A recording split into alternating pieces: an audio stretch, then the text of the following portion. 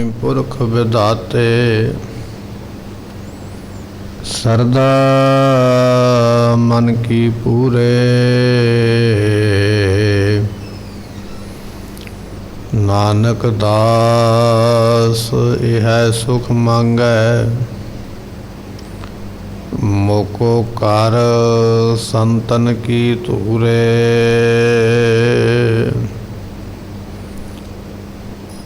मैं मूरख की केतक बात है कोट अपराधी तरया रे। गुर नानक जिन सुनया पेखिया से फिर गरबास ना परया रे। सुकाओ हटल गुर सेविय अहनिस सहज सुभाए।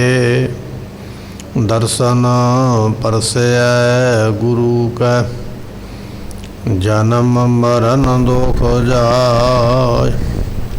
होवै सिफत संबंधी नूर अरसों कुरसों चटिए। तुद डिठे सच्चे पातशाह माल जन्म जन्म दी कटिया। तुद डिठे सच्चे पातशाह माल जन्म जन्म दी कटिया। सतनाम श्री वाहिगुरु साहिब जीओ। सोरठ महला पहला पहला दो तुकी। तू गुण दातो निर्मलो भाई निर्मल ना मन होए। हम अपराधी निर्गुण भाई तुझ ही ते गुण सोए। मेरे प्रीतमा तू करता कर वेख। हाओ पापी पाखंडियां भाई मन तन नाम वसेख। तू गुण दातो निर्मलो भाई निर्मल ना मन होए। वाहिगुरु जी का खालसा वाहिगुरु जी की फतेह। वाहिगुरु गुर मंत्र है जप होमै खोई। गुरु घर दे वल्लों साजे नवाजे होए। गुरमत दे वेद व्यास भाई साहब भाई गुरदास जी जिन्हों ने धन गुरु ग्रंथ साहिब पातशाह की बाणी लिखी है। धन गुरु अर्जन देव महाराज साहब जियां दे कोल बैठ के ऐसे महान गुरसिख ने गुरु पातशाह की चरण शरण विच रह के नाम बाणी दियां कमाइयां करदियां होया ये बचन साडी झोली पा दिता है। वाहिगुरु मंत्र एक ऐसी दात है सारियां तो वड्डा रोग दुनिया दे विच हौमे दा है। बाकी रोग सारे इहदे तो थल्ले ने छोटे ने। बाकी पदार्थ बहुत तुच्छ ने। सब तो वड्डा रोग हौमे दा है।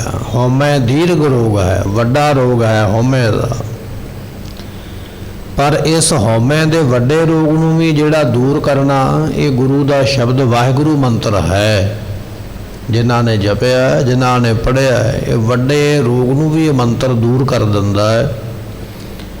ऐसा वाहिगुरु मंत्र है जिसनों आप संगतां अमृत वेले तो नाम बाणी दे रूप दे विच सरवण कर रहे हो पढ़ रहे हो अते फतेह दे द्वारा सांझ कर रहे हो।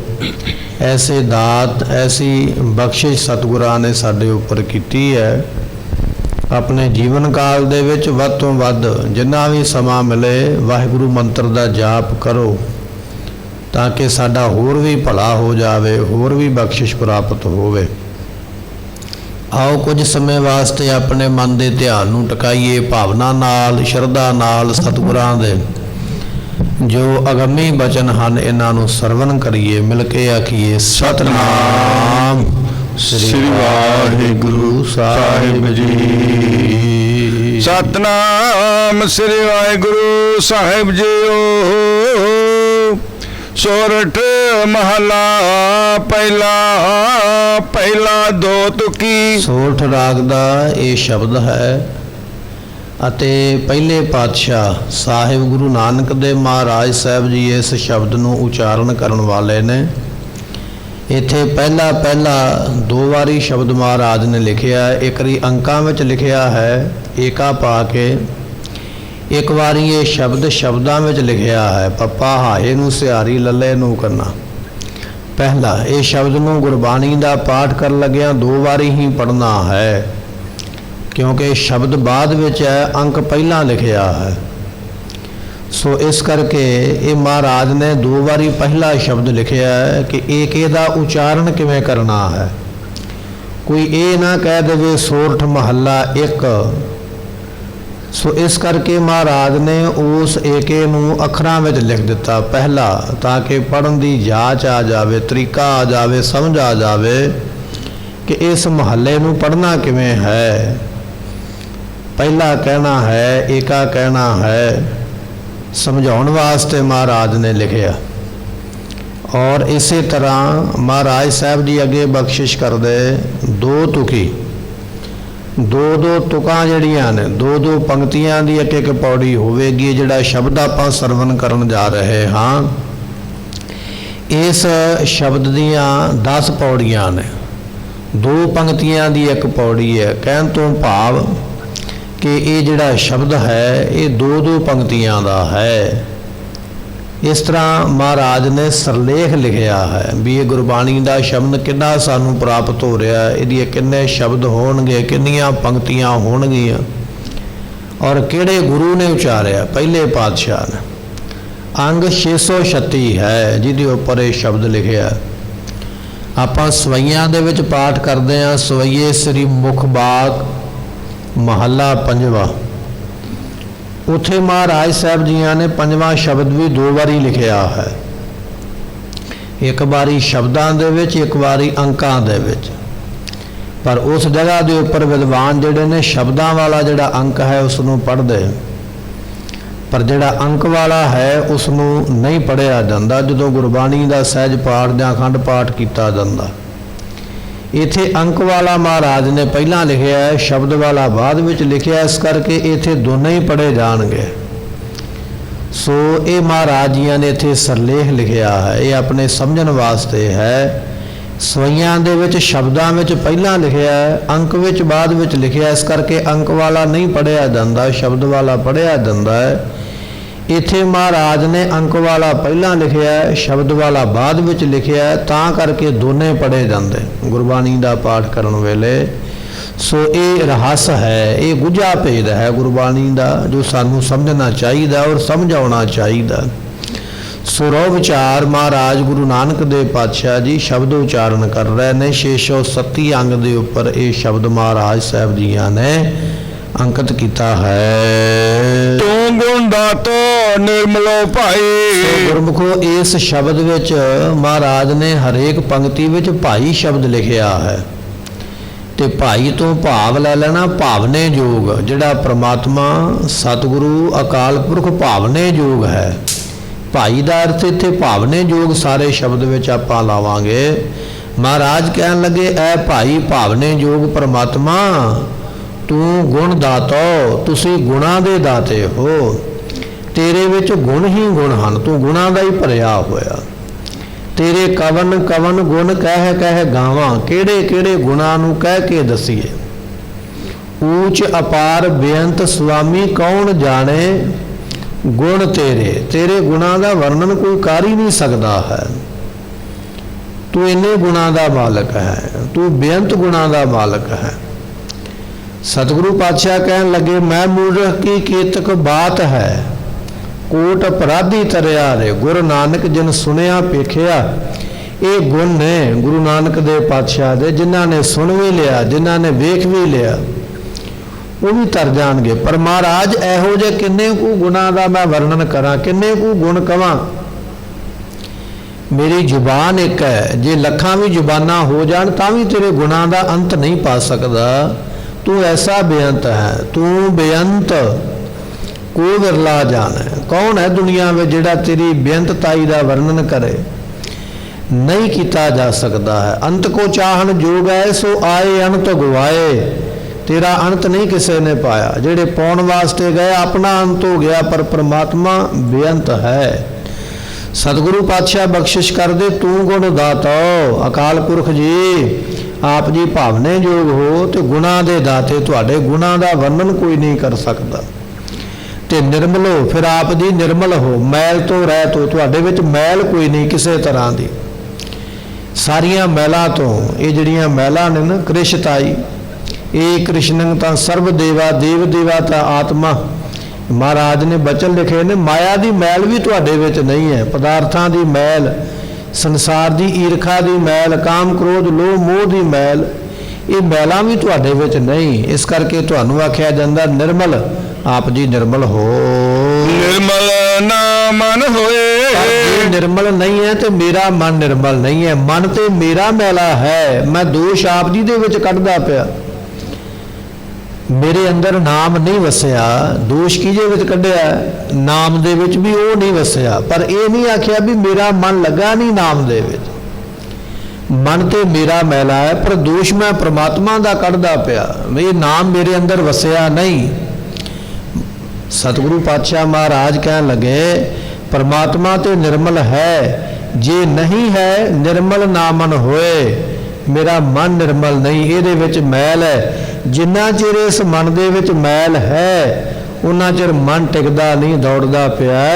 ਇਹ ਭਰਿਆ ਹੋਇਆ, ਭਰਿਆ ਮਤ ਪਾਪਾਂ ਕਹਿ ਸੰਗ, ਪਾਪ ਕਰ ਕਰਕੇ ਇਹ ਦੁਨੀਆ ਦੀ ਮੈਲ ਇਕੱਠੀ ਕਰੀ ਬੈਠਾ ਹੈ।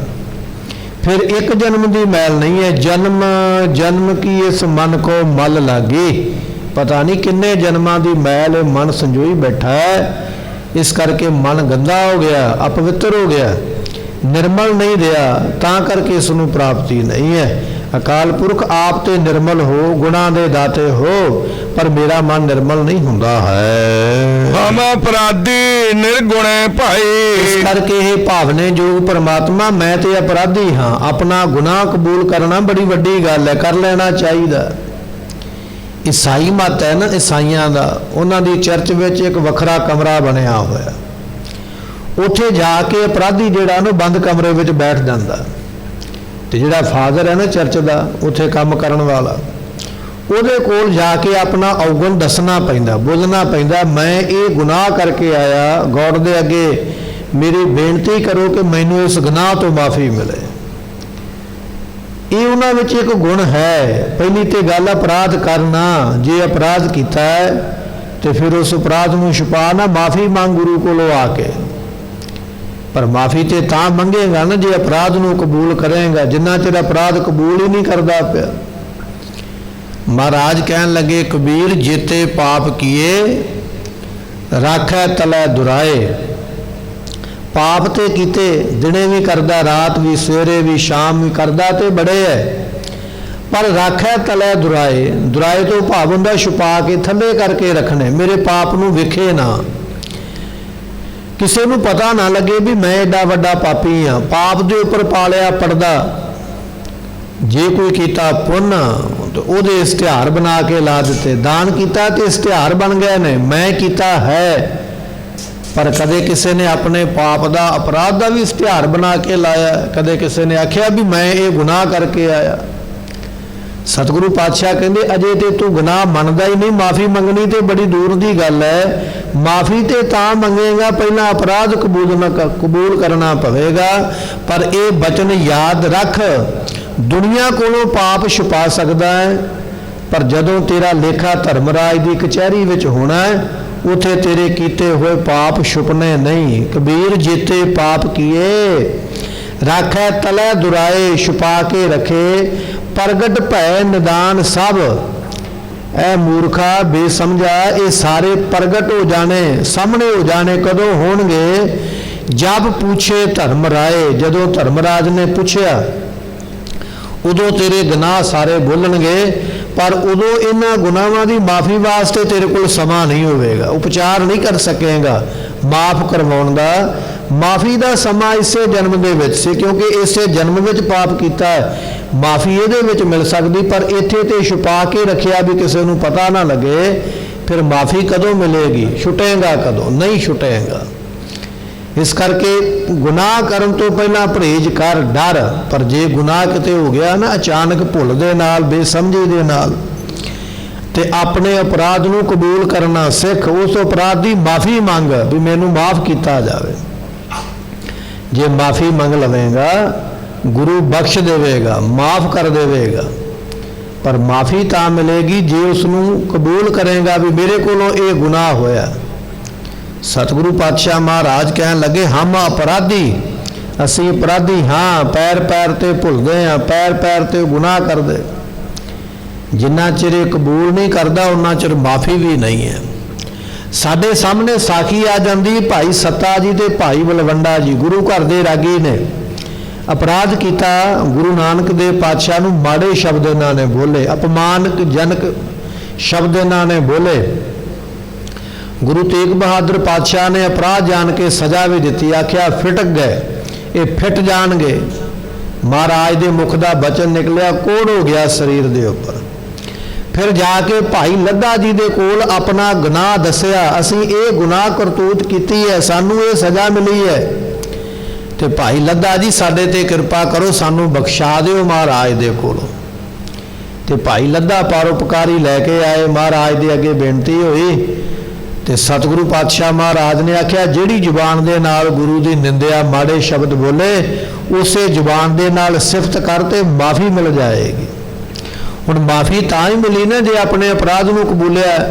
ਤੇ ਜੇ ਉਹ ਜਾ ਕੇ ਕੋਰਟ ਕਚਹਿਰੀ ਵਿੱਚ ਕੇਸ ਕਰ ਦਿੰਦੇ ਵੀ ਅਸੀਂ ਤੇ ਗਲਤੀ ਕੀਤੀ ਕੋਈ ਨਹੀਂ ਹੈ ਤੇ ਸਾਨੂੰ ਸਜ਼ਾ ਕਿਉਂ ਮਿਲੀ ਹੈ, ਤੇ ਫਿਰ ਮਾਫੀ ਵੀ ਨਹੀਂ ਸੀ ਮਿਲਣੀ। ਮਾਫੀ ਤਾਂ ਮਿਲੀ ਹੈ ਆਪਣੇ ਅਪਰਾਧ ਨੂੰ ਕਬੂਲਿਆ ਹੈ ਕਿ ਸਾਡੇ ਕੋਲੋਂ ਗੁਨਾਹ ਹੋ ਗਿਆ, ਸਾਨੂੰ ਮਾਫੀ ਦਵਾ ਦਿਓ। ਸਤਿਗੁਰੂ ਪਾਤਸ਼ਾਹ ਕਹਿਣ ਲੱਗੇ, ਹਮ ਅਪਰਾਧੀ, ਇਹ ਕਬੂਲ ਕਰ ਗੁਰੂ ਦੇ ਅੱਗੇ ਆ ਕੇ ਹੱਥ ਜੋੜ ਕੇ, ਮਹਾਰਾਜ ਮੈਂ ਅਪਰਾਧੀ ਹਾਂ, ਮੈਂ ਬੜੇ ਗੁਨਾਹ ਕੀਤੇ ਨੇ। ਜਦੋਂ ਕਬੂਲ ਕਰੇਗਾ ਮਾਫੀ ਵੀ ਤਾਂ ਹੈ। ਦੂਜਾ ਬਚਨ ਮਹਾਰਾਜ ਨੇ ਲਿਖਿਆ, ਨਿਰਗੁਣ, ਸਾਡੇ ਵਿੱਚ ਗੁਣ ਵੀ ਕੋਈ ਨਹੀਂ ਹੈ, ਗੁਨਾਹ ਤੋਂ ਨਿਰੇ ਸਖਣੇ ਵੱਖਰੇ।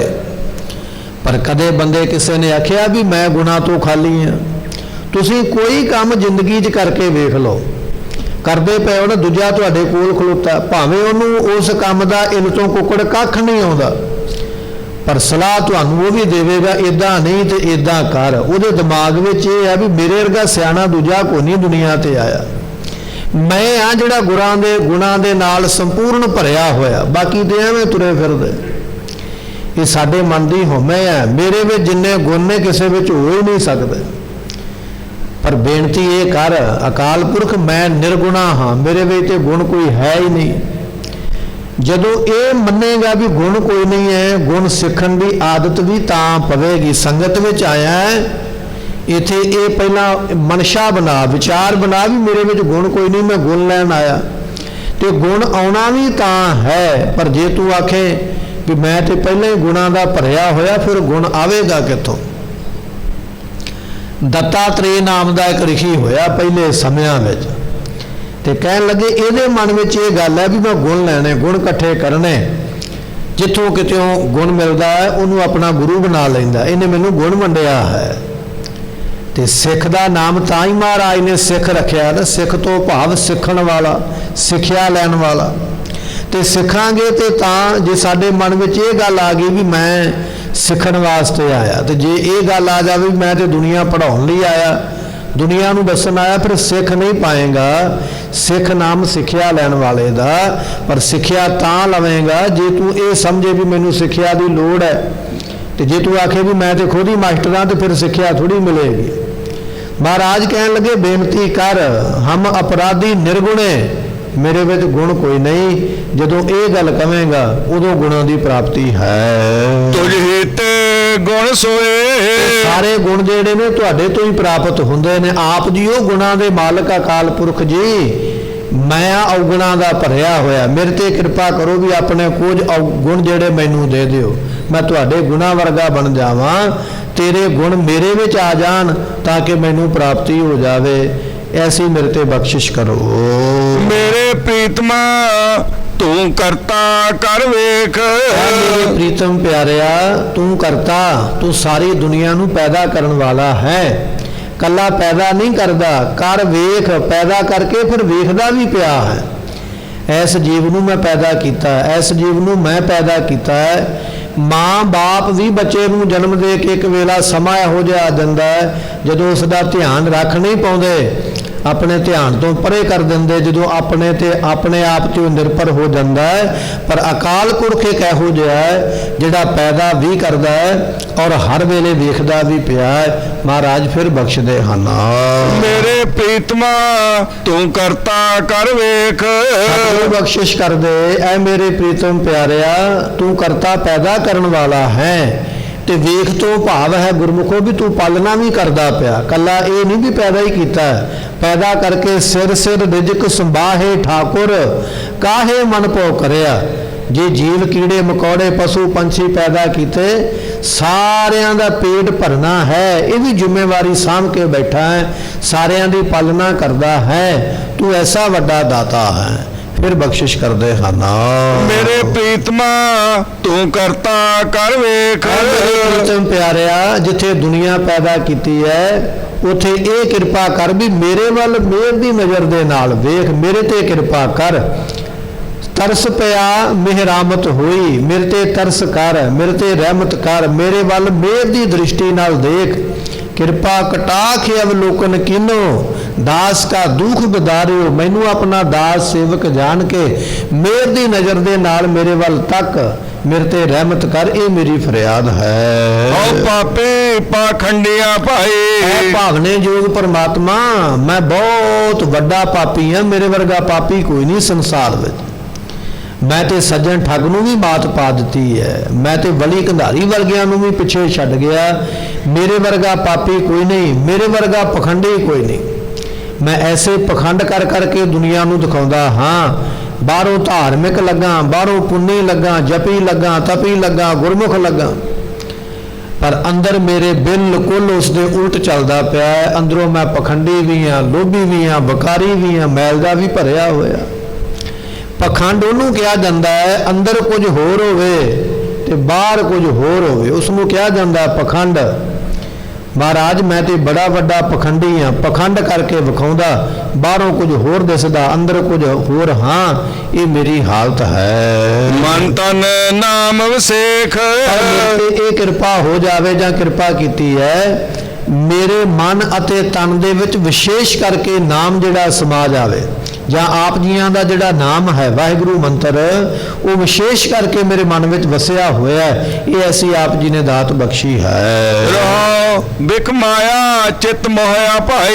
ਇਹ ਭਾਵਨੇ ਯੋਗ ਪਰਮਾਤਮਾ, ਮੇਰਾ ਇਹ ਜਿਹੜਾ ਮਨ ਹੈ ਨਾ, ਜ਼ਹਿਰ ਰੂਪੀ ਮਾਇਆ ਵਿੱਚ ਮੋਹਿਆ ਹੋਇਆ। ਮਾਇਆ ਨੂੰ ਮਹਾਰਾਜ ਨੇ ਹਰੇਕ ਥਾਂ ਤੇ ਜ਼ਹਿਰ ਲਿਖਿਆ। ਅੱਜ ਅਸੀਂ ਜ਼ਹਿਰ ਦੀ ਸ਼ੀਸ਼ੀ ਨੂੰ ਹੱਥ ਵੀ ਲਾ ਲਈਏ ਨਾ, ਤੇ ਹੱਥ ਲਾਉਣ ਤੋਂ ਬਾਅਦ ਹੱਥ ਧੋਈਦਾ ਚੰਗੀ ਤਰ੍ਹਾਂ ਸਾਬਣ ਦੇ ਨਾਲ ਜਾਂ ਕਿਸੇ ਹੋਰ ਕੈਮੀਕਲ ਦੇ ਨਾਲ। ਇਹ ਜ਼ਹਿਰ ਵਾਲਾ ਹੱਥ ਕਿਤੇ ਮੂੰਹ ਨੂੰ ਨਾ ਲੱਗ ਜਾਵੇ, ਚਮੜੀ ਨੂੰ ਨਾ ਲੱਗੇ, ਕਿਤੇ ਜ਼ਖਮ ਨਾ ਹੋ ਜਾਵੇ, ਮਰ ਨਾ ਜਾਵਾਂ। ਪਰ ਜਦੋਂ ਮਾਇਆ ਨੂੰ ਹੱਥ ਪਾਉਂਦਾ ਉਦੋਂ ਬਿਲਕੁਲ ਨਹੀਂ ਪਰਹੇਜ਼ ਵਰਤਦਾ ਵੀ ਇਹ ਮਾਇਆ ਵੀ ਜ਼ਹਿਰ ਹੀ ਹੈ ਜਿਹੜੀ ਗਾਲਦੀ ਪਈ ਹੈ। ਉਹਨੂੰ ਤੇ ਛਪਾ ਕੇ ਜੇਬ ਦੇ ਵਿੱਚ ਰੱਖਦਾ, ਧੀਆਂ ਪੁੱਤਰਾਂ ਤੋਂ ਵੀ ਪਰਦਾ ਕਰ ਲੈਂਦਾ ਹੈ, ਕਿਤੇ ਮੰਗ ਨਾ ਲੈਣ ਉਹਨਾਂ ਤੋਂ ਵੀ ਪਰਦਾ ਕਰਕੇ ਰੱਖਦਾ ਹੈ। ਮਹਾਰਾਜ ਕਹਿਣ ਲੱਗੇ ਦੁਨੀਆ ਦੀ ਜ਼ਹਿਰ ਨੂੰ ਹੱਥ ਲਾਉਣਾ ਤੇ ਹੱਥ ਧੋਂਦਾ ਹੈ, ਮਰ ਨਾ ਜਾਵਾਂ। ਮਾਇਆ ਰੂਪੀ ਜ਼ਹਿਰ ਨੂੰ ਛੁਪਾ ਕੇ ਰੱਖਦਾ ਹੈ। ਬਿਖ ਮਾਇਆ ਚਿਤ ਮੋਹਿਆ ਪਿਆਰੇ। ਇਸ ਜ਼ਹਿਰ ਰੂਪੀ ਮਾਇਆ ਨੇ ਇੰਨਾ ਮਨ ਮੋਹਿਆ ਹੈ ਕਿ ਮਾਇਆ ਤੋਂ ਅੱਗੇ ਪਿਆਰਾ ਕੁਝ ਨਹੀਂ ਲੱਗਦਾ, ਨਾ ਪੁੱਤਰ, ਨਾ ਪਰਿਵਾਰ, ਨਾ ਸੰਸਾਰ ਤੇ ਨਾ ਗੁਰੂ ਕੀ ਸੰਗਤ। ਐਸਾ ਮਨ ਮਾਇਆ ਵਿੱਚ ਮੋਹਿਆ ਗਿਆ। ਸਤਿਗੁਰੂ ਪਾਤਸ਼ਾਹ ਕਹਿਣ ਲੱਗੇ ਇਸ ਮਾਇਆ ਦੇ ਮੋਹ ਨੂੰ ਛੱਡਦਾ ਨਹੀਂ ਹੈ। ਚਤਰਾਈ ਪਤ ਖੋਏ। ਦੁਨੀਆ ਵਿੱਚ ਚਤਰਾਈ ਕਰਕੇ ਵਿਖਾਉਂਦਾ ਹੈ। ਇਹ ਬਚਨ ਆਪਾਂ ਸੁਣਦੇ ਪਏ ਨਾ, ਇਸ ਤਰ੍ਹਾਂ ਲੱਗਦਾ ਵੀ ਜਿਵੇਂ ਮਹਾਰਾਜ ਦੇ ਬਚਨ ਸਾਰੇ ਮੇਰੇ ਉੱਪਰ ਹੀ ਢੁਕਦੇ ਪਏ, ਕਿਉਂਕਿ ਸਾਡੇ ਵਿੱਚ ਇਹ ਕੁਝ ਹੀ ਹੈ ਜੋ ਮਹਾਰਾਜ ਨੇ ਇੱਥੇ ਵਰਣਨ ਕੀਤਾ। ਪਾਤਸ਼ਾਹ ਕਹਿਣ ਲੱਗੇ ਚਤੁਰਾਈ ਚਲਾਕੀ ਕਰਦਾ, ਦੁਨੀਆ ਦੇ ਸਾਹਮਣੇ ਹੁਸ਼ਿਆਰੀ ਕਰਦਾ, ਤੇ ਜਿੰਨੀ ਹੁਸ਼ਿਆਰੀ ਵੱਧ ਕਰਦਾ, ਚਲਾਕੀ ਵੱਧ ਕਰਦਾ, ਉਨੀ ਆਪਣੀ ਜ਼ਿਆਦੀ ਇੱਜ਼ਤ ਗਵਾਉਂਦਾ ਹੈ। ਦੁਨੀਆ ਆਖਦੀ ਹੈ ਤੇ ਚਲਾਕ ਬੜਾ, ਹੁਸ਼ਿਆਰ ਬੜਾ, ਹੁਸ਼ਿਆਰੀ ਕਰਕੇ ਚਲਾਕੀ ਕਰਕੇ ਦੁਨੀਆ ਨੂੰ ਠੱਗਦਾ ਜ਼ਰੂਰ ਹੈ, ਪਰ ਉਸ ਹੁਸ਼ਿਆਰੀ ਚਲਾਕੀ ਦੇ ਨਾਲ ਇੱਜ਼ਤ ਵਧੀ ਕੋਈ ਨਹੀਂ ਹੈ ਵੀ ਇਹਦੀ ਇੱਜ਼ਤ ਦਾ ਝੰਡਾ ਝੂਲਦਾ ਪਿਆ, ਨਹੀਂ। ਇਹਦੀ ਚਲਾਕੀ ਤੇ ਹੁਸ਼ਿਆਰੀ ਤੋਂ ਲੋਕ ਇੰਨਾ ਡਰ ਗਏ, ਇਹਦੀ ਇੱਜ਼ਤ ਖਰਾਬ ਹੀ ਹੋਈ ਹੈ, ਮਲੀਆ ਮੇਟ ਹੀ ਹੋਈ ਹੈ, ਚਤਰਾਈਆਂ ਤੇ ਚਲਾਕੀਆਂ ਕਰਕੇ ਆਪਣੀ ਇੱਜ਼ਤ ਨੂੰ ਗਵਾ ਲੈਂਦਾ ਹੈ। ਚਿਤ ਮੈਂ ਠਾਕੁਰ ਸੱਚ ਵਸੇ ਭਾਈ। ਇਹ ਭਾਵਨੇ ਯੋਗ ਪ੍ਰਮਾਤਮਾ ਜਿਨ੍ਹਾਂ ਦੇ ਚਿੱਤ ਵਿੱਚ ਠਾਕੁਰ ਪ੍ਰਮਾਤਮਾ ਵਸ ਜਾਵੇ, ਜਿਨ੍ਹਾਂ ਦੇ ਅੰਦਰ ਨਾਮ ਵਸਦਾ ਹੈ। ਜੇ ਗੁਰ ਗਿਆਨ ਸਮੋਏ। ਪਰ ਗੁਰਮੁਖੋ ਇਹ ਵਸਦਾ ਕਿਹਨਾਂ ਦੇ ਅੰਦਰ? ਚਿੱਤ ਵਿੱਚ ਠਾਕੁਰ ਕਿਹਨਾਂ ਦੇ ਵਸਿਆ? ਚਿੱਤ ਵਿੱਚ ਪਰਮੇਸ਼ਰ ਦਾ ਨਾਮ ਕਿਹਨਾਂ ਦੇ ਵਸਿਆ? ਜੇ ਗੁਰ, ਜੇ ਕਰਕੇ ਗੁਰੂ ਧਾਰਨ ਕਰੇਗਾ, ਗੁਰੂ ਕੋਲੋਂ ਗਿਆਨ ਲੈ ਕੇ ਤੇ ਉਸ ਗਿਆਨ ਵਿੱਚ ਆਪਣੇ ਆਪ ਨੂੰ ਮਿਲਾਵੇਂਗਾ, ਗੁਰੂ ਦਾ ਗਿਆਨ ਲੈ ਕੇ ਮਨ ਵਿੱਚ ਮਿਲਾਵੇਂਗਾ, ਤਾਂ ਤੇਰੇ ਚਿੱਤ ਵਿੱਚ ਠਾਕੁਰ ਵਸਣਾ ਤੇ ਨਾਮ ਤਾਂ ਵਸਣਾ। ਤੇ ਜੇ ਗੁਰੂ ਦਾ ਗਿਆਨ ਹੀ ਨਹੀਂ ਲਿਆ, ਗਿਆਨ ਵਿੱਚ ਆਪਣੇ ਆਪ ਨੂੰ ਮਿਲਿਆ ਹੀ ਨਹੀਂ, ਆਖਿਆ ਵੀ ਮੈਂ ਹੀ ਗਿਆਨੀ ਧਿਆਨੀ, ਮੇਰੇ ਵਿੱਚ ਹੀ ਸਾਰਾ ਕੁਝ ਹੈ, ਉਹਨਾਂ ਚਿਰ ਪ੍ਰਾਪਤੀ ਨਹੀਂ ਹੈ। ਮਹਾਰਾਜ ਕਹਿਣ ਲੱਗੇ ਚਿਤ ਮੈਂ ਠਾਕੁਰ ਸੱਚ ਵਸੈ ਭਾਈ। ਇਹ ਭਾਵਨੇ ਯੋਗ ਪ੍ਰਮਾਤਮਾ ਉਹਨਾਂ ਦੇ ਚਿੱਤ ਵਿੱਚ ਵਸਦਾ ਹੈ ਜਿਨ੍ਹਾਂ ਨੇ ਗੁਰੂ ਕੋਲੋਂ ਗਿਆਨ ਲੈ ਕੇ ਤੇ ਉਸ ਗਿਆਨ ਵਿੱਚ ਆਪਣੇ ਆਪ ਨੂੰ ਮਿਲਿਆ। ਗਿਆਨ ਅੰਜਨ ਗੁਰ ਦੀਆ, ਗੁਰੂ ਨੇ ਗਿਆਨ ਦਾ ਸੁਰਮਾ ਦਿੱਤਾ, ਪਰ ਸੁਰਮਾ ਜਿਨ੍ਹਾਂ ਨੇ ਅੱਖਾਂ ਵਿੱਚ ਪਵਾਇਆ ਪ੍ਰਾਪਤੀ ਵੀ ਉਹਨਾਂ ਨੂੰ ਹੋਈ ਹੈ, ਗੁਰੂ ਤੇ ਦਿੰਦਾ ਪਿਆ ਹੈ, ਪਰ ਲੈਣ ਵਾਲਾ ਵੀ ਅੱਗੋਂ ਅਧਿਕਾਰੀ ਚਾਹੀਦਾ। ਜਿਨ੍ਹਾਂ ਨੇ ਪ੍ਰਾਪਤ ਕੀਤਾ ਉਹ ਤਰ ਗਏ ਹਨ। ਰੂੜੋ ਰੂੜੋ ਆਖੀਏ ਭਾਈ। ਭਾਵਨੇ ਯੋਗ ਪ੍ਰਮਾਤਮਾ ਆਪ ਜੀ ਨੂੰ ਰੂੜੋ ਰੂੜੋ ਕਹੀਏ, ਸੁੰਦਰ ਸੁੰਦਰ ਕਿਹਾ ਜਾਂਦਾ। ਸੁੰਦਰ ਸਰੂਪ ਹੋ ਕੇ ਰੂਪ ਹੋ ਕੇ ਰੂਪ ਹੋ, ਤੁਹਾਨੂੰ ਸਾਰੀ ਦੁਨੀਆ ਸੁੰਦਰ ਕਹਿੰਦੀ ਹੈ। ਤੁਸੀਂ ਇੰਨੇ ਸੁੰਦਰ ਹੋ, ਇੰਨੇ ਸੋਹਣੇ ਹੋ, ਆਪ ਜੀ ਦਾ ਅੰਤ ਨਹੀਂ ਹੈ। ਰੂੜੋ ਲਾਲ ਚਲੂਲ। ਲਾਲ ਨਾਮ ਗੁਰਮੁਖੋ ਪਿਆਰੇ ਦਾ ਹੈ। ਇਹ ਸੁੰਦਰ ਪ੍ਰਮਾਤਮਾ ਆਪ ਜੀ ਲਾਲ ਕਹੀਏ ਪਿਆਰੇ ਹੋ, ਤੇ ਚਲੂਲ ਕਹੀਓ ਆਪ ਜੀ ਦੇ ਨਾਮ ਦਾ ਗੂੜਾ ਰੰਗ ਹੈ। ਕੱਚੇ ਰੰਗ ਉਤਰ ਜਾਂਦੇ ਨੇ, ਕੱਚਾ ਰੰਗ ਕੁਸੁੰਭ ਕਾ ਥੋੜੜਿਆਂ ਦਿਨ ਚਾਰ, ਕੁਸੁੰਭੇ ਦੇ ਫੁੱਲ ਦਾ ਰੰਗ ਕੱਚਾ, ਹੱਥ ਲਾਈਏ ਉਤਰ ਜਾਂਦਾ, ਹੱਥ ਨੂੰ ਪਾਣੀ ਨਾਲ ਧੋਈਏ ਤੇ ਹੱਥੋਂ ਵੀ ਉਤਰ ਜਾਂਦਾ। ਪਰ ਪੱਕਾ ਰੰਗ ਜਿਹੜਾ ਕੱਪੜਾ ਪਾੜ ਜਾਂਦਾ, ਮਜੀਠੀ ਰੰਗ ਜਿਹਨੂੰ ਕਿਹਾ ਜਾਂਦਾ, ਕੱਪੜਾ ਤੇ ਪਾੜਦਾ ਹੈਗਾ, ਰੰਗ ਨਹੀਂ ਉਤਰੇਗਾ। ਤੇ ਪੱਕੇ ਰੰਗ ਦੀ ਦੁਕਾਨਦਾਰ ਗਰੰਟੀ ਦਿੰਦਾ, ਇਹ ਸੂਟ ਦਾ ਰੰਗ, ਇਸ ਕੱਪੜੇ ਦਾ ਰੰਗ ਨਹੀਂ ਉਤਰੇਗਾ। ਮਹਾਰਾਜ ਕਹਿਣ ਲੱਗੇ ਪ੍ਰਮਾਤਮਾ ਦੇ ਨਾਮ ਦਾ ਜਿਹੜਾ ਰੰਗ ਹੈ ਭਾਈ, ਇਹ ਵੀ ਪੱਕਾ ਹੀ ਹੈ, ਇਹ ਉਤਰਦਾ ਨਹੀਂ। ਜਿਨ੍ਹਾਂ ਦੇ ਚੜ ਗਿਆ ਨਾ, ਉਹਨਾਂ ਦਾ ਸਰੀਰ ਰੂਪੀ ਕੱਪੜਾ ਭਾਵੇਂ ਪਾੜ ਜਾਵੇ, ਭਾਈ ਮਤੀ ਦਾਸ ਦੇ ਵਾਂਗ ਸਰੀਰ ਚੀਰਿਆ ਗਿਆ, ਸਰੀਰ ਦਾ ਕੱਪੜਾ ਤੇ ਦੋ ਟੋਟੇ ਹੋ ਗਿਆ, ਨਾਮ ਦਾ ਰੰਗ ਨਹੀਂ ਲੱਥਾ। ਭਾਈ ਮਨੀ ਸਿੰਘ ਨੂੰ ਬੰਦ ਕਰਕੇ ਕੱਟਿਆ, ਬੰਦ ਕੱਟਣ ਦੇ ਬਾਵਜੂਦ ਵੀ ਰੰਗ ਨਾਮ ਦਾ ਨਹੀਂ ਲੱਥਾ। ਐਸੀਆਂ ਬਖਸ਼ਿਸ਼ਾਂ ਪ੍ਰਾਪਤ ਹੁੰਦੀਆਂ ਹਨ। ਜੇ ਮਨ ਹਰਸਿਓ ਬੈਰਾਗੀਏ ਭਾਈ। ਸੋ ਮਹਾਰਾਜ ਬਖਸ਼ਿਸ਼ ਕਰਦੇ ਭਾਵਨੇ ਯੋਗ ਪ੍ਰਮਾਤਮਾ ਜਿਨ੍ਹਾਂ ਦੇ ਮਨ ਆਪ ਜੀ ਦੇ ਨਾਲ ਬੈਰਾਗਮਈ ਹੋਏ ਨੇ, ਬੈਰਾਗ ਦੇ ਸਹਿਤ ਹੋਏ ਹਨ।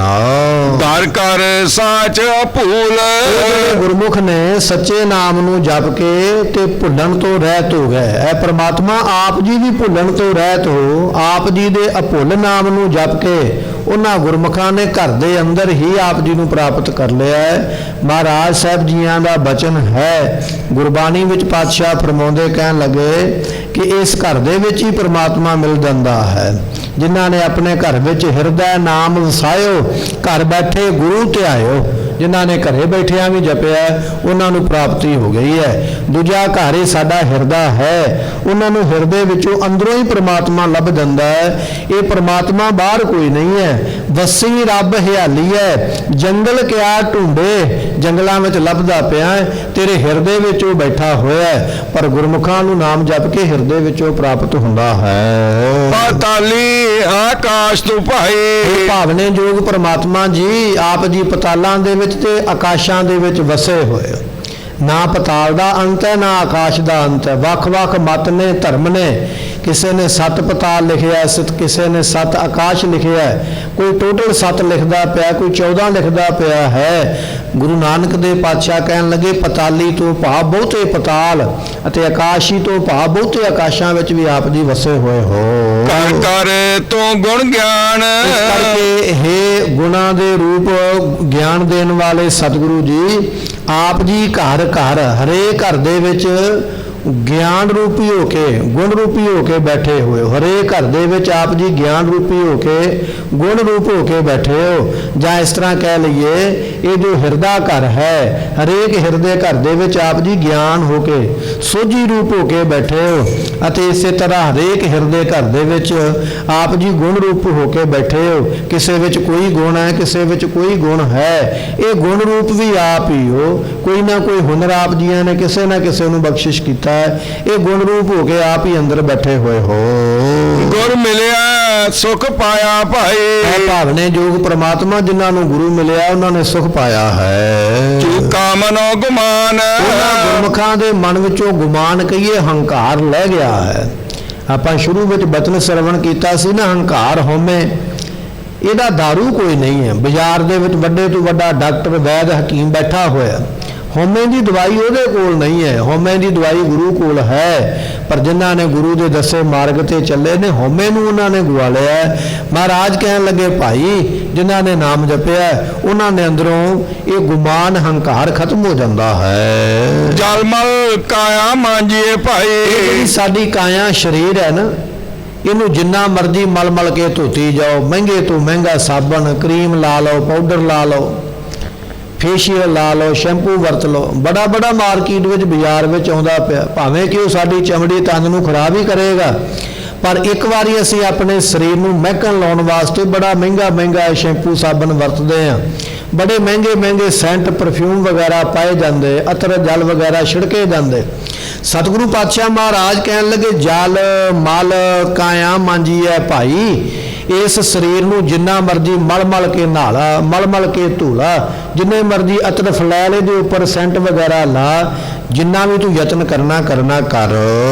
ਈ ਮੈਲਾ ਤਨ ਹੋਏ, ਪਰ ਇਹ ਸਰੀਰ ਮੈਲੇ ਦਾ ਮੈਲਾ ਹੀ ਰਹਿਣਾ। ਥੋੜੇ ਸਮੇਂ ਬਾਅਦ ਇਹਦੇ ਵਿੱਚੋਂ ਬਦਬੂ ਆਉਣੀ ਲੱਗ ਪੈਣੀ ਹੈ। ਭਾਵੇਂ ਤੂੰ ਕਿੰਨੀ ਮਹਿੰਗੀ ਕਰੀਮ ਜਾਂ ਸਾਬਣ ਲਾਇਆ ਹੈ, ਉਹਦੀ ਕੁਝ ਸਮੇਂ ਵਾਸਤੇ ਖੁਸ਼ਬੂ ਆਵੇਗੀ, ਪਰ ਸਰੀਰ ਵਿੱਚੋਂ ਹਰ ਵੇਲੇ ਨਵੇਂ ਛਿੱਦਰ ਸਰਵ ਹੈ ਅਪਵਿੱਤਰਾ, ਗੁਰਬਾਣੀ ਦਾ ਮਹਾਵਾਕ ਹੈ। ਇਹ ਤੇਰੇ ਸਰੀਰ ਦੇ 9 ਰਾਹ ਨੇ, 9 ਰਾਹਾਂ ਦੇ ਵਿੱਚੋਂ ਹਰ ਵੇਲੇ ਗੰਦਗੀ ਵਗਦੀ ਰਹਿੰਦੀ ਹੈ। ਹਰ ਵੇਲੇ ਗੰਦ ਦੇ ਵਿੱਚੋਂ ਬਾਹਰ ਹੀ ਆਉਂਦਾ ਹੈ।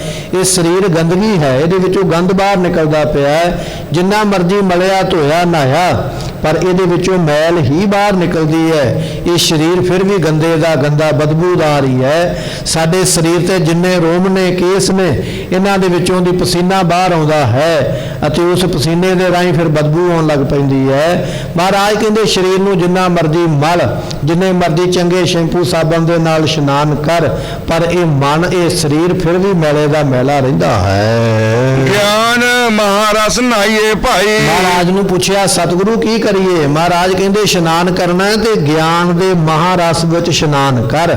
ਗਿਆਨ ਦਾ ਕੀਤਾ ਹੋਇਆ ਇਸ਼ਨਾਨ ਜਿਹੜਾ ਹੈ, ਗਿਆਨ ਵਿੱਚ ਜਿਹੜੇ ਗੁਰਮੁਖਾਂ ਨੇ ਇਸ਼ਨਾਨ ਕਰ ਲਿਆ ਹੈ, ਮਨ ਤਨ ਨਿਰਮਲ ਹੋਏ, ਉਹਨਾਂ ਦਾ ਮਨ ਤੇ ਉਹਨਾਂ ਦਾ ਤਨ ਨਿਰਮਲ ਹੀ ਰਹਿੰਦਾ, ਪਵਿੱਤਰ ਹੀ ਰਹਿੰਦਾ। ਨਾ ਮਨ ਨੂੰ ਮੈਲ ਲੱਗਦੀ, ਨਾ ਤਨ ਨੂੰ ਮੈਲ ਲੱਗਦੀ। ਦੁਨੀਆ ਦੇ ਸਾਬਣ ਦੇ ਨਾਲ ਤੇ ਸਰੀਰ ਇੱਕ ਵਾਰੀ ਸਾਫ਼ ਹੋਇਆ ਫਿਰ ਬਦਬੂ ਆਉਂਦੀ ਹੈ, ਪਰ ਜਿਨ੍ਹਾਂ ਨੇ ਨਾਮ ਦਾ ਇਸ਼ਨਾਨ ਕੀਤਾ ਹੈ ਨਾ, ਉਹਨਾਂ ਦੇ ਮਨ ਵਿੱਚੋਂ ਵਿਕਾਰਾਂ ਦੀ ਮੈਲ ਖਤਮ ਹੋ ਜਾਂਦੀ, ਵਿਕਾਰਾਂ ਦੀ ਮੈਲ ਕੋਈ ਨਹੀਂ ਆਉਂਦੀ ਹੈ। ਉਹਨਾਂ ਦੇ ਤਨ ਵਿੱਚੋਂ ਵੀ ਭਗਤੀ ਦੀ ਖੁਸ਼ਬੂ ਆਉਂਦੀ ਹੈ, ਮਹਿਕ ਆਉਂਦੀ ਹੈ। ਉਹਨਾਂ ਦੇ ਦਰਸ਼ਨ ਕਰਕੇ ਨਿਹਾਲ ਹੋ ਜਾਈਦਾ ਹੈ। ਐਸੀ ਬਖਸ਼ਿਸ਼ ਨਾਮ ਦੇ ਵਿੱਚੋਂ ਮਿਲਦੀ ਹੈ। ਜਿਨ੍ਹਾਂ ਨੇ ਨਾਮ ਮਹਾਰਸ ਵਿੱਚ ਇਸ਼ਨਾਨ ਕੀਤਾ, ਉਹ ਹਰ ਵੇਲੇ ਨਿਰਮਲ ਰਹਿੰਦੇ ਹਨ। ਦੇਵੀ ਦੇਵਾ ਪੂਜੀਏ ਭਾਈ, ਮਹਾਰਾਜ ਕਹਿਣ ਲੱਗੇ ਇਹ ਭਾਵਨੇ ਯੋਗ ਪਰਮਾਤਮਾ, ਦੁਨੀਆ ਦੇ ਲੋਕ ਦੇਵੀਆਂ ਨੂੰ ਪੂਜਦੇ ਨੇ, ਕੋਈ ਦੇਵਤਿਆਂ ਨੂੰ ਪੂਜਦੇ ਨੇ। ਮਹਾਰਾਜ ਸਾਹਿਬ ਜੀਆਂ ਦਾ ਮੁੱਖ ਵਾਕ ਹੈ ਸੰਪੈ ਕੋ ਈਸ਼ਰ ਧਿਆਈਐ। ਈਸ਼ਰ ਨਾਮ ਸ਼ਿਵ ਜੀ ਦਾ, ਮਾਇਆ ਬਹੁਤੀ ਮਚਾਈ ਦੀ ਹੈ। ਲੋਕ ਸ਼ਿਵ ਜੀ ਨੂੰ ਯਾਦ ਕਰਦੇ ਵੀ ਇਹ ਝੱਟ ਦੇ ਦੇਵੇਗਾ। ਪਾਤਸ਼ਾਹ ਕਹਿਣ ਲੱਗੇ ਦੇਵੀ ਦੇਵਾ ਪੂਜੀਐ ਭਾਈ, 33 ਕਰੋੜ ਦੇਵੀ ਦੇਵਤਾ ਹੈ, ਵਿਦਵਾਨਾਂ ਨੇ ਲਿਖਿਆ। ਸੋ ਕਹਿਣ ਲੱਗੇ 33 ਕਰੋੜ ਦੇਵੀ ਦੇਵਤੇ ਦੀ ਪੂਜਾ ਕਰ ਲਾ ਜਿਨ੍ਹਾਂ ਨੇ ਕੀਤੀ ਹੈ। ਦੇਵੀ ਦੇਵਾ ਪੂਜੀਐ ਭਾਈ, ਦੁਨੀਆ ਪੂਜਦੀ ਹੈ, ਅਰਚਨਾ ਕਰਦੀ ਹੈ, ਕਈ ਤਰ੍ਹਾਂ ਦੇ ਜਾ ਕੇ ਪ੍ਰਸ਼ਾਦ ਚੜਾਉਂਦੀ ਹੈ। ਕਿਆ ਮੰਗੋ ਕਿਆ ਦੇ, ਉਹਨਾਂ ਕੋਲੋਂ ਕੀ ਮੰਗਾਂਗੇ ਜਾ ਕੇ, ਤੇ ਉਹ ਦੇ ਵੀ ਕੀ ਸਕਦੇ ਨੇ, ਕਿਉਂਕਿ ਦੇ ਤੇ ਉਹ ਸਕਦਾ ਨਾ ਜਿਹੜਾ ਖੁਦ ਸੁਤੰਤਰ ਹੈ, ਜਿਹੜਾ ਖੁਦ ਮਾਲਕ ਹੈ, ਉਹ ਤੇ ਦੇ ਸਕਦਾ। ਜਿੰਨੇ ਦੂਜੇ ਦੇ ਹੱਥ ਵੱਲ ਵੇਖਣਾ ਉਹ ਦੇ ਕੀ ਸਕਦਾ, ਕੁਝ ਨਹੀਂ ਨਾ ਦੇ ਸਕਦਾ। ਮਹਾਰਾਜ ਕਹਿਣ ਲੱਗੇ ਇਸੇ ਤਰ੍ਹਾਂ ਦੇਵੀ ਦੇਵਤਿਆਂ ਦੀ ਪੂਜਾ ਤੇ ਕਰਦਾ, ਪਰ ਉਹ ਆਪਣੇ ਕੋਲੋਂ ਸੁਤੰਤਰ ਜਾਂ ਪਤੰਤਰ ਨਹੀਂ ਵੀ ਆਪਣੀ ਮਰਜ਼ੀ ਨਾਲ ਜੋ ਮਰਜ਼ੀ ਦੇਖ ਸਕਣ। ਉਹਨਾਂ ਨੂੰ ਵੀ ਲੈਣਾ ਪੈਂਦਾ, ਮੰਗਣਾ ਪੈਂਦਾ, ਫਰਿਆਦ ਕਰਨੀ ਪੈਂਦੀ ਹੈ, ਫਿਰ ਲੈ ਕੇ ਅੱਗੇ ਉਹ ਦਾਤ ਦਿੰਦੇ। ਧੰਨ ਗੁਰੂ ਨਾਨਕ ਦੇਵ ਪਾਤਸ਼ਾਹ ਦੇ ਦਰਬਾਰ ਵਿੱਚ ਦੇਵੀ ਝਾੜੂ ਫੇਰਦੀ ਪਈ ਹੈ। ਭਾਈ ਲਹਿਣਾ ਸਾਹਿਬ ਜੀ ਨੇ ਪੁੱਛਿਆ ਕੌਣ ਹੈ? ਕਹਿਣ ਲੱਗੀ ਮੈਂ ਉਹ ਦੇਵੀ ਹਾਂ ਜਿਹਦੇ ਤੂੰ ਦਰਸ਼ਨ ਕਰਨ ਚੱਲਿਆ। ਇੱਥੇ ਕੀ ਕਰਦੇ ਪਏ ਹੋ? ਕਹਿਣ ਲੱਗੀ ਗੁਰੂ ਨਾਨਕ ਦੇ ਘਰ ਦੀ ਸੇਵਾ ਕਰਕੇ ਮੈਂ ਇੱਥੋਂ ਦਾਤਾਂ ਲੈਂਦੀ ਹਾਂ, ਫਿਰ ਤੁਹਾਡੇ ਵਰਗੇ ਭਗਤਾਂ ਵਿੱਚ ਜਾ ਕੇ ਮੈਂ ਵੰਡਦੀ ਹਾਂ। ਇਹ ਸਾਖੀ ਭਾਈ ਸਾਹਿਬ ਭਾਈ ਲਹਿਣਾ ਜੀ ਦੇ ਜੀਵਨ ਦੀ, ਧੰਨ ਗੁਰੂ ਅੰਗਦ ਦੇਵ ਪਾਤਸ਼ਾਹ ਮਹਾਰਾਜ ਜੀਆਂ ਦੇ। ਸਤਿਗੁਰੂ ਪਾਤਸ਼ਾਹ ਕਹਿਣ ਲੱਗੇ ਕੀ ਪੂਜਣਾ ਦੇਵੀ ਦੇਵਤਿਆਂ ਨੂੰ, ਆਪਣੇ ਆਪ ਤੋਂ ਇਹਨਾਂ ਕੋਲ ਕੁਝ ਹੈ ਨਹੀਂ। ਅਕਾਲ ਪੁਰਖ ਦੇ ਕੋਲੋਂ ਫਰਿਆਦ ਕਰਕੇ ਪਹਿਲਾਂ ਉਹ ਮੰਗਦੇ, ਫਿਰ ਗਾਂ ਲਿਆ ਕੇ ਸਾਨੂੰ ਦੇਣਗੇ। ਪਤਾ ਨਹੀਂ ਉਹਨਾਂ ਦੀ ਮੰਗ ਵੀ ਪੂਰੀ ਹੋਵੇਗੀ, ਗਾਂ ਦੇਣਗੇ ਕਿ ਨਹੀਂ ਦੇਣਗੇ, ਇਹ ਤੇ ਦੇਣ ਵਾਲੇ ਦੀ ਮਰਜ਼ੀ ਹੈ। ਜਿਵੇਂ ਸਰਕਾਰ ਜਿਹੜੀ ਨਾ ਗ੍ਰਾਂਟ ਜਾਰੀ ਕਰਦੀ ਹੈ, ਮੰਨ ਲਓ 10 ਲੱਖ ਜਾਰੀ ਕੀਤਾ ਤੇ ਅੱਗੇ ਪਹੁੰਚਣ ਤੱਕ ਥੋੜੇ ਬਹੁਤੇ ਰਹਿ ਜਾਂਦੇ, ਬਾਕੀ ਰਾਹ ਵਿੱਚ ਹੀ ਛਕੇ ਛਕਾਏ ਜਾਂਦੇ। ਇਸੇ ਤਰ੍ਹਾਂ ਭਾਈ ਪ੍ਰਮਾਤਮਾ ਕੋਲੋਂ ਦਾਤਾਂ ਤੇ ਇਹ ਲੈ ਲੈਂਦੇ, ਪਰ ਕੁਝ ਆਪਣੇ ਵਾਸਤੇ, ਕੁਝ ਹੋਰਾਂ ਵਾਸਤੇ, ਤੇ ਅੱਗੇ ਭਗਤ ਵਾਸਤੇ ਥੋੜੀਆਂ ਬਹੁਤੀਆਂ ਹੀ ਪਹੁੰਚਦੀਆਂ। ਇਸ ਕਰਕੇ ਦੇਵੀ ਦੇਵਾ ਕਿਆ ਪੂਜੀਆ, ਭਾਈ ਕਿਆ ਮੰਗੋ ਕਿਆ ਦੇ, ਕੀ ਇਹਨਾਂ ਦੀ ਪੂਜਾ ਕਰਨੀ, ਕੀ ਇਹਨਾਂ ਕੋਲੋਂ ਮੰਗ ਲੈਣਾ ਔਰ ਕੀ ਇਹਨਾਂ ਨੇ ਦੇ ਦੇਣਾ ਹੈ। ਸੋ ਇਹ ਬਚਨ ਹੈ। ਤੇ ਇਸੇ ਤਰ੍ਹਾਂ ਕਹਿਣ ਲੱਗੇ ਤੂੰ ਕਹੀਏ ਹੀ ਆਦ ਭਵਾਨੀ ਮੁਕਤ ਕੀ ਬਰੀਆ ਕਹਾਂ ਛੁਪਾਨੀ। ਕਿਸੇ ਭਗਤ ਨੇ ਬਹੁਤੀ ਭਗਤੀ ਕੀਤੀ, ਕਹਿਣ ਲੱਗੇ ਦੇਵੀ ਪ੍ਰਗਟ ਹੋ ਗਈ, ਆਖਿਆ ਭਗਤਾ ਮੰਗ ਕੀ ਚਾਹੀਦਾ? ਤੇ ਭਗਤ ਨੇ ਆਖਿਆ ਕੇਵਲ ਮੁਕਤੀ ਚਾਹੀਦੀ ਹੈ। ਇੰਨੀ ਗੱਲ ਸੁਣਦੇ ਕਹਿੰਦੇ ਦੇਵੀ ਉੱਥੋਂ ਅਲੋਪ ਹੋ ਗਈ, ਭੱਜ ਗਈ, ਦੌੜ ਗਈ, ਮੁਕਤੀ ਮੈਂ ਨਹੀਂ ਦੇ ਸਕਦੀ। ਕਿਉਂ? ਕਿਉਂਕਿ ਮੈਂ ਤੇ ਖੁਦ ਮੁਕਤ ਨਹੀਂ ਹਾਂ, ਤੈਨੂੰ ਕਿਵੇਂ ਦੇਵਾਂ? ਮਹਾਰਾਜ ਕਹਿਣ ਲੱਗੇ ਕੀ ਮੰਗੋਗੇ ਤੇ ਕੀ ਇਹਨਾਂ ਨੇ ਤੁਹਾਨੂੰ ਦੇਣਾ ਹੈ? ਪਾਹਣ ਨੀਰ ਪਖਾਲੀਏ ਭਾਈ, ਪੱਥਰ ਨੂੰ ਜਿੰਨਾ ਮਰਜ਼ੀ ਧੋਤੀ ਜਾਓ, ਪਾਣੀ ਪਾ ਪਾ ਕੇ ਜਿੰਨਾ ਮਰਜ਼ੀ ਪੱਥਰ ਨੂੰ ਧੋਤਾ ਹੈ। ਜਲ ਮਹਿ ਬੁੱਢੇ ਤੇ, ਪੱਥਰ ਪਾਣੀ ਵਿੱਚ ਹੀ ਡੁੱਬੇਗਾ। ਪਾਣੀ ਨਾਲ ਧੋਤਾ ਪੱਥਰ, ਪੱਥਰ ਦੀ ਕੀਤੀ ਪੂਜਾ, ਪੱਥਰ ਤੇ ਆਪ ਪਾਣੀ ਵਿੱਚ ਡੁੱਬਣ ਵਾਲਾ ਹੈ। ਜਿਹੜਾ ਆਪ ਡੁੱਬਣ ਵਾਲਾ ਉਹ ਤੈਨੂੰ ਕਿੱਥੋਂ ਉਤਾਰੇਗਾ? ਇਸ ਕਰਕੇ ਡੁੱਬਣ ਵਾਲੇ ਨਾਲ ਨਹੀਂ, ਤਰਨ ਵਾਲੇ ਨਾਲ ਜੁੜ, ਤਾਂ ਤੂੰ ਦੁਨੀਆ ਤੋਂ ਤਰ ਸਕਦਾ ਹੈ। ਗੁਰ ਬਿਨ ਲੱਖ ਨਾ ਲੱਖੀਏ ਭਾਈ, ਗੁਰੂ ਤੋਂ ਬਿਨਾ ਅਲੱਖ ਪ੍ਰਮਾਤਮਾ ਨੂੰ ਜਾਣਿਆ ਨਹੀਂ ਜਾਂਦਾ ਹੈ। ਜਗ ਬੁੱਢੇ ਪਤ ਖੋਏ, ਸਾਰਾ ਸੰਸਾਰ ਹੀ ਬੁੱਢਾ ਕਹੀਏ ਡੁੱਬਦਾ ਪਿਆ, ਇੱਜ਼ਤ ਗਵਾ ਕੇ। ਇਹ ਨਹੀਂ ਵੀ ਇਕੱਲਾ ਮੈਂ, ਪੂਰੀ ਦੁਨੀਆ ਆਪਣੀ ਇੱਜ਼ਤ ਗਵਾ ਕੇ ਦੁਨੀਆ ਵਿੱਚ ਡੁੱਬਦੀ ਪਈ ਹੈ। ਜਗ ਦਾ ਅਰਥ ਜੀਵ ਵੀ ਹੈ। ਇਹ ਜੀਵ ਆਪਣੀ ਇੱਜ਼ਤ ਗਵਾ ਕੇ ਸੰਸਾਰ ਵਿੱਚ ਡੁੱਬਦਾ ਪਿਆ, ਤੇ ਜਗ ਦਾ ਅਰਥ ਸੰਸਾਰ ਵੀ ਹੈ। ਇਹ ਸਾਰਾ ਸੰਸਾਰ ਇੱਜ਼ਤ ਗਵਾ ਕੇ ਸੰਸਾਰ ਵਿੱਚ ਹੀ ਡੁੱਬਦਾ ਹੈ। ਮੇਰੇ ਠਾਕੁਰ ਹੱਥ ਵਡਾਈਆਂ ਭਾਈ, ਮੇਰੇ ਠਾਕੁਰ ਪ੍ਰਮਾਤਮਾ ਦੇ ਹੱਥ ਵਿੱਚ ਵਡਿਆਈਆਂ ਹਨ ਭਾਈ। ਜੇ ਭਾਵੇ ਤਾਂ ਦੇ, ਭਾਵੇ ਉਹਨੂੰ ਬਖਸ਼ਿਸ਼ ਕਰਦਾ ਹੈ। ਭਾਵਨੇ ਯੋਗ ਜਿਹਨੂੰ ਬਖਸ਼ਿਸ਼ ਕਰੇ ਉਹਨੂੰ ਵਡਿਆਈਆਂ ਮਿਲਦੀਆਂ ਹਨ। ਬਈਰ ਬੋਲੇ ਮੀਠਲੀ ਭਾਈ, ਸਤਿਗੁਰੂ ਪਾਤਸ਼ਾਹ ਕਹਿਣ ਲੱਗੇ ਇਹ ਜਿਹੜੀ ਜਗਿਆਸੂ ਰੂਪ ਇਸਤਰੀ ਹੈ, ਬੀਠਲੀ ਕਹੀਏ ਮਿੱਠੇ ਮਿੱਠੇ ਬਚਨ ਬੋਲਦੀ ਹੈ। ਸਾਚ ਕਹੇ ਪਿਰ ਭਾਏ, ਸੱਚ ਕਹਿੰਦੀ ਹੈ ਕਿ ਮੈਂ ਪਿਰ ਨੂੰ ਭਾ ਜਾਵਾਂ। ਸੋ ਜਿਵੇਂ ਇਸਤਰੀ ਸੱਚ ਬੋਲ ਕੇ, ਮਿੱਠਾ ਬੋਲ ਕੇ ਆਪਣੇ ਪਤੀ ਨੂੰ ਭੋਗਣਾ ਚਾਹੁੰਦੀ ਹੈ, ਇਸੇ ਤਰ੍ਹਾਂ